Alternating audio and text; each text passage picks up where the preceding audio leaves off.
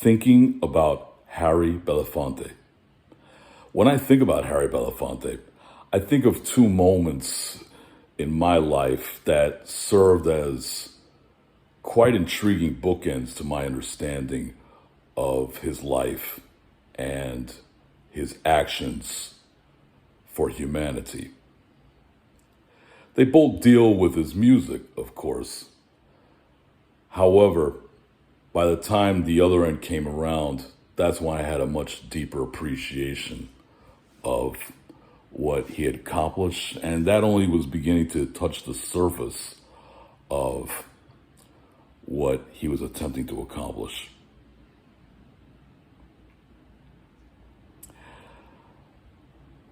When I was in elementary school, it might have been about sixth, seventh grade, somewhere about, we used to have a little playground challenge in the yard after lunch. We were all challenging each other to sing Deo with all kinds of trills, for lack of a better word, and inflections and extensions, elongations.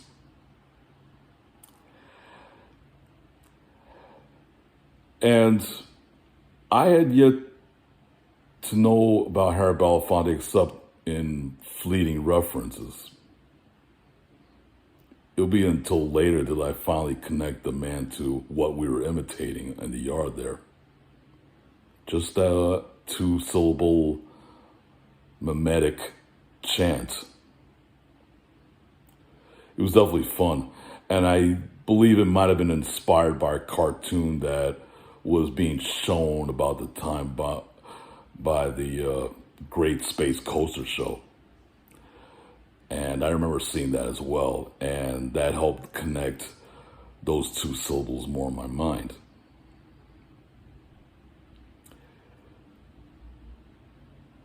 Somewhere,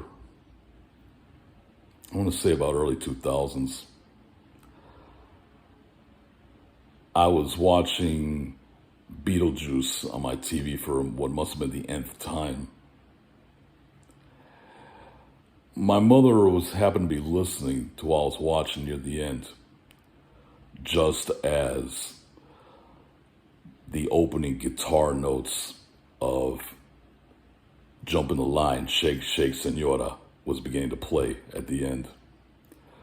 The first thing my mother said was, Suena como aguinaldo. Sound like a Puerto Rican holiday song. Indeed, the Calypso song does, and Calypso and aguinaldo are great music forms to play during the holidays. And that left a message for me that I've carried with me to this day, finding these connections between our music, our musics, and our collective humanity. Harry Belafonte was a champion of building collective humanity. If you go read the book Stars for Freedom,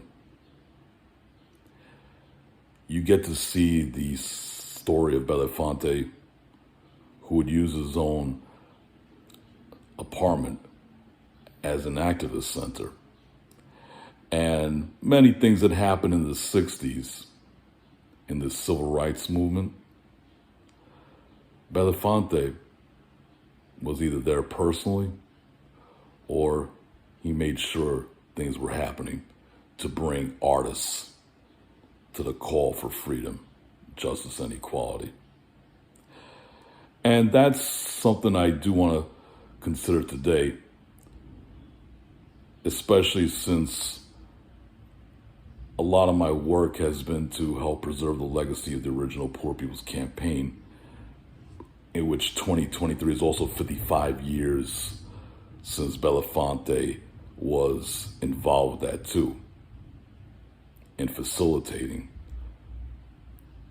change by making sure the artists were able to give their time, their energy, and their donations. That's something very beautiful I like to consider when I think about Harry Belafonte.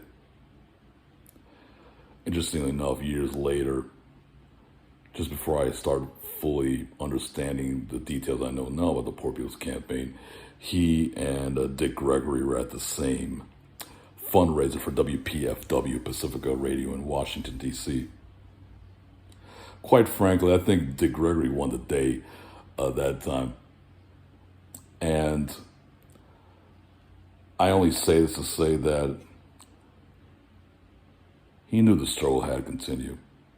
And artists do play a part. Artists do need to play a big part. We're not just going to have the change we need by having talking news. We need singing news. We need drumming news. Just like the Bomba y Plena and many other musical forms for their respective societies in Puerto Rico is known as a singing newspaper. That's what we need. And that is where we need to get that struggle so we can reach the freedom we need. Harry Belafonte, Presente. Rest in music.